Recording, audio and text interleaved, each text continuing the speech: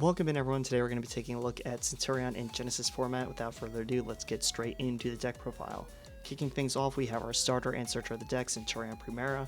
Trudea is another starter for the deck. Autry and Gargoyle are both combo pieces. Autry helps us draw on our and our opponent's turn. The Dawnwalker, along with the level 3 Ant, is an instant level 8 synchro. Our non-engine monsters of choice are Meowls, Veiler, Crow, Lancia, and Nibiru. Everything felt pretty strong with the exception of Lancia, which can be pretty hit or miss.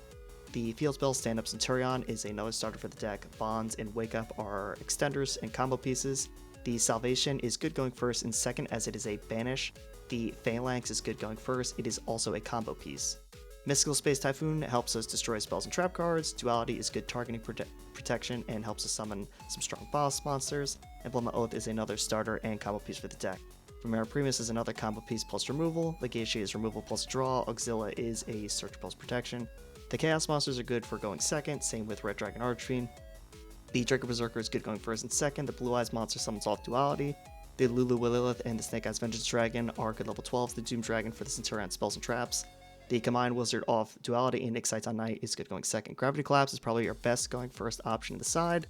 Illusion Gate, best going second option to the side. Kaijus are just great removal and great for removing immune monsters. The Vados was pretty hit or miss. I didn't really use it, so I'm not sure how to feel about it. And the Meister is good Graveyard Hate. Without further ado, let's get into the duels here. So relatively straightforward going first turn here. We're going to kick things off with the Dawnwalker, which is our instant level 8 synchro. That's the Primera Primus, which grabs us the Oath, which is pretty much full combo. A couple notes here. I have 3 cards of non-engine of choice in hand. I have the Veiler, the Nib, and the MST. The MST I do decide to pitch off the field spell, as it is probably the least impactful of the 3. I'll end here on the Auxilla, the Legacia, few Centur-Ion monsters. I do end up drawing into the Phalanx, which is another good endboard piece, so I'll set that and pass my turn. My opponent is on White Forest, which does a lot of White Forest searching plays. They are also on the Toy Box engine, so during this combo they're going to set the 2 monsters from deck. They're going to activate another Toy Box to send them both to grave. They'll summon themselves. I do choose to Veiler the Toy Soldier to keep him off another tuner monster, and keep going with his synchro plays. A little bit later, we have the Stellar come down. I Phalanx that to keep him off another combo. I decide to summon my monsters from the back row and go into a Vengeance Dragon. And my opponent passes. The Vengeance Dragon will then interact with the Giant Hand, which he will respond to, which is good for me. I'll summon Centur-Ion monsters from the back row. He'll end up going into Sylvie here, which is not the worst. I can't synchro summon, but I can flip over my other monsters, clear his board, and do some damage. So I'm feeling pretty good here, especially with the Nib in hand in case he has any extension in the following turn. So it turns out he does have a little bit of extension. I do Vengeance Dragon probably a little too early, and he goes into the Dubels, into the Stellar, which is pretty strong. I do end up dropping the Nib to clear my monsters, and it also clears some monster zones for me to then summon my back row, right? Using that, I can go into the Legacia, hit another monster on his board, and my opponent is going to scoop it up. So this next game here is us going first against Blue Eyes. However, our opponent made us start this game. I'm going to start with Primera. It gets hit with a Veiler, so I will Duality dodge summon the Combined Wizard. You're going to see me draw into a Kaiju here pretty soon. That is because our opponent's made a start, which is kind of funny. I do make a level 8 synchro and grab the Oath from deck, which is pretty much full combo. During this combo, I do end up seeing the Duality in the Mystical Space Typhoon, which is really nice against Blue Eyes specifically.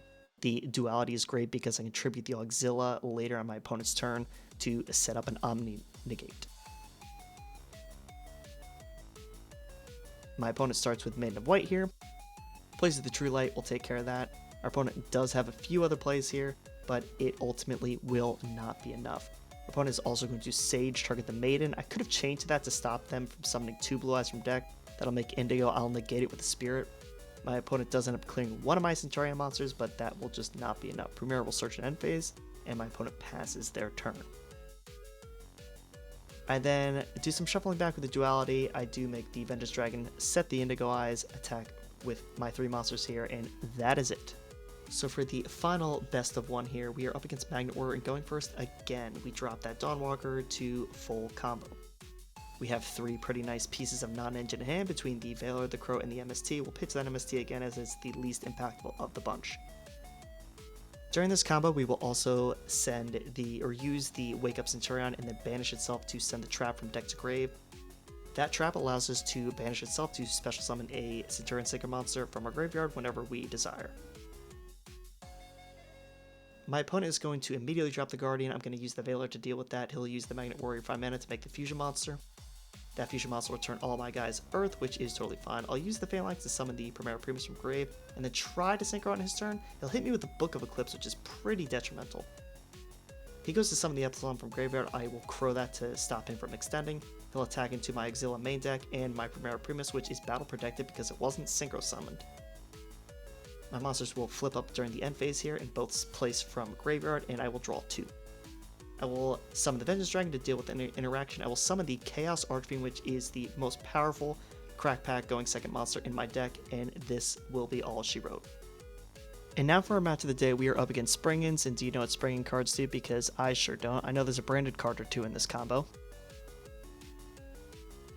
While my opponent's comboing, I'm also thinking if I have much of a chance going second. The Centur-Ion deck doesn't have much plays going second, especially without siding.